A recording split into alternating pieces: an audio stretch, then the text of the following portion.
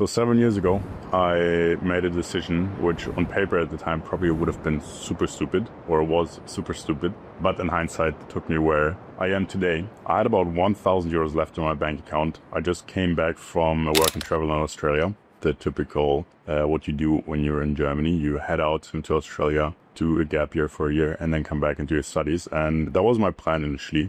But I realized I need to book another flight back to Australia, and that cost me around 600, I think a little bit more than 600 euros. So I had about like 300 euros left one way to Australia, and it was a 56-hour flight. Probably the worst distance I've ever traveled with layovers. I think one was in Singapore and one was in Greece or something. It was horrible. But I just knew I had to go back because I realized the impact that whole surrounding had for me. Even though it wasn't like the crazy entrepreneurial and type of vibe you can have nowadays or like in certain cities, I knew the whole surrounding, just like the people, the city, the nature, just being also outside of your own created routines, your own created like people around you gave me so much of an impact that I just knew if I want to live my life like I wanted to, I need to break further out of like my current habits and my own surroundings at home. And that's still a reason for me today.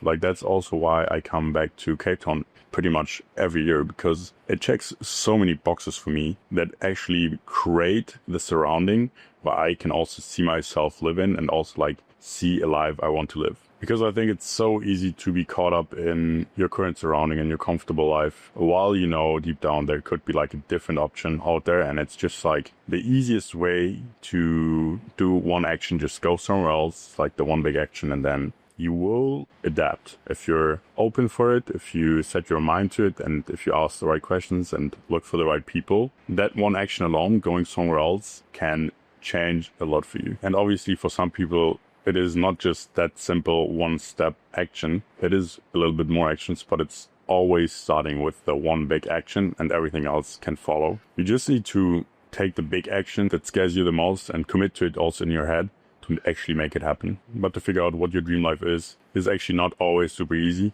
It takes time, it takes pain. You have to confront yourself, you have to question yourself all the time. But in the end, it's definitely worth it. My biggest thing early on was like trying to surround myself with the people that are, for example, in different types of businesses, but also just asking people how they make money, and also honestly, like very more deep questions that I think also opened more opportunities and also opened the people more for me, was just asking them why. Because I felt like I always had a big why behind me, and therefore I was thinking they probably have a big why for them as well. And for some reason, when I was in my teens, I always thought social media is one of the only or the easiest ways to make money or make more money than usual. So yeah, that was definitely mindset shifts along the way. But even back then, I tried to look for like other people that were like ahead of me. I had more subscribers or something at the time, but that shifted then into real business. But it just also created this more normal feeling of all these people,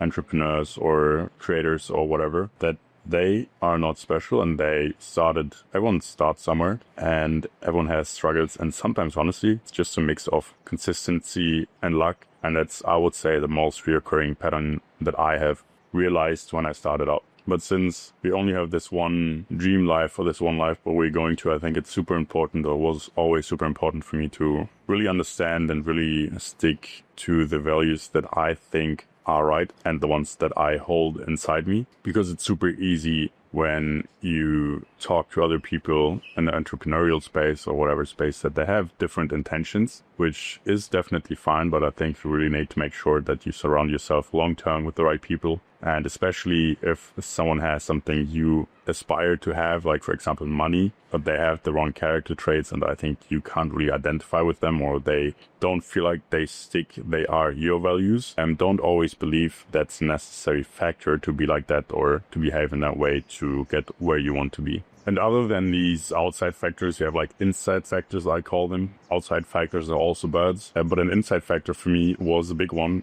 and that is coffee, or just like caffeine in general. I used to have like these white ultra classic entrepreneurial monsters, one before the gym, then had like 2 coffees in the morning, maybe one after the gym as well, or even 2 monsters, you name it. But it drove up my anxiety levels so much that I was literally like sitting and feeling like my thoughts were racing, and I was numb to even get some work done or concentrate or try to stay focused. And that's why I also I got very conscious on it, I think 2 years ago. But more recently, a couple months ago, I cut out coffee completely, regular coffee completely. No more energy drinks, except a super few exceptions. I think I had energy drinks twice in 4 months, 2 small Red Bulls, but not in the intensity, and also in a way more logical way, and not just because I'm working or I want the caffeine rush. And that I think is a big factor over time. If we think now it's a little bit it's 5% of a difference that it makes, that 5% will add up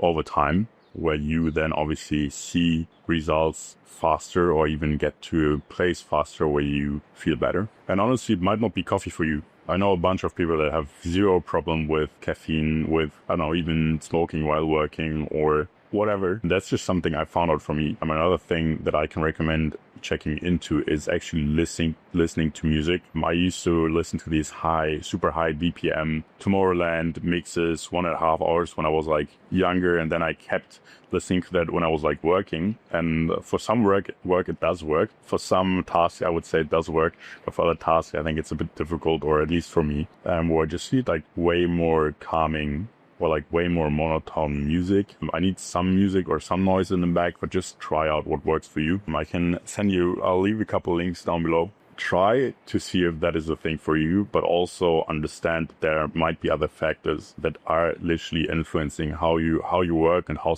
also you will perceive this whole journey. And another factor is literally your location, meaning where are you? Is there a place suiting you in what you need personally? Are you close to gym? Are you close to nature? Is there something where you can just have a view?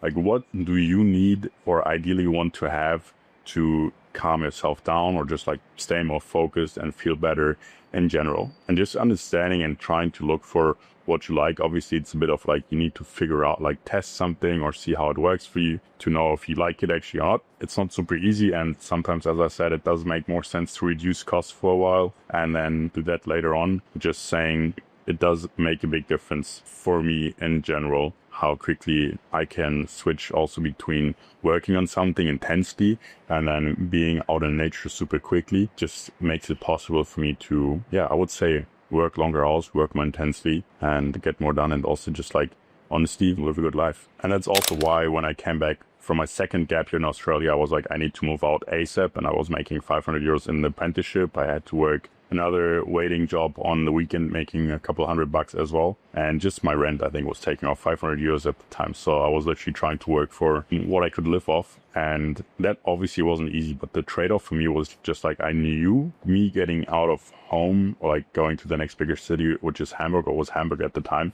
would open so many more doors and would inspire me to a way bigger degree, which also made me get more into the entrepreneurial circles, and also made me meet a lot of people that then literally helped me understand the entrepreneurial world more, and changed a lot of my mindset around this whole topic. But most importantly, one thing that I realized along the way is the more entrepreneurs you spoke to, and also with any vision you had, they might seem to critique you, but honestly, if you have the right entrepreneurs around you, it's not critical thinking. They don't want you not to do it. They just ask the questions that they ask themselves before they would do it. Meaning, they kind of want to make sure the idea is valid.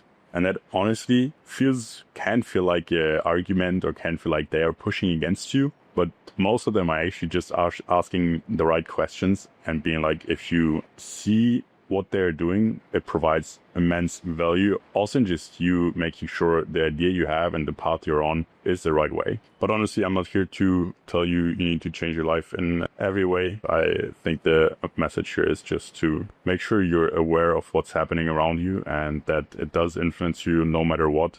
I don't know whose quote it is, but you take action also by not taking action. Just because you don't go to the gym or you don't work on your dreams today, you're working on something else, meaning it all has consequences. You just have to decide which one you want to have. And I think understanding this and making yourself conscious on it, and then being okay, do I actively want this in my life? And then actually taking actions toward it can change a lot for you, and can also just honestly make your life easier. All right, my morning coffee is done, and I just want to say one more thing, because I think that's something you should keep in mind that also is so funny once it happens. You're only crazy until you succeed. That is honestly one of the funniest feelings ever, because you always know it. No one else knows it or sees it, almost never. Then once it happens, like, everyone's like, wow. I guess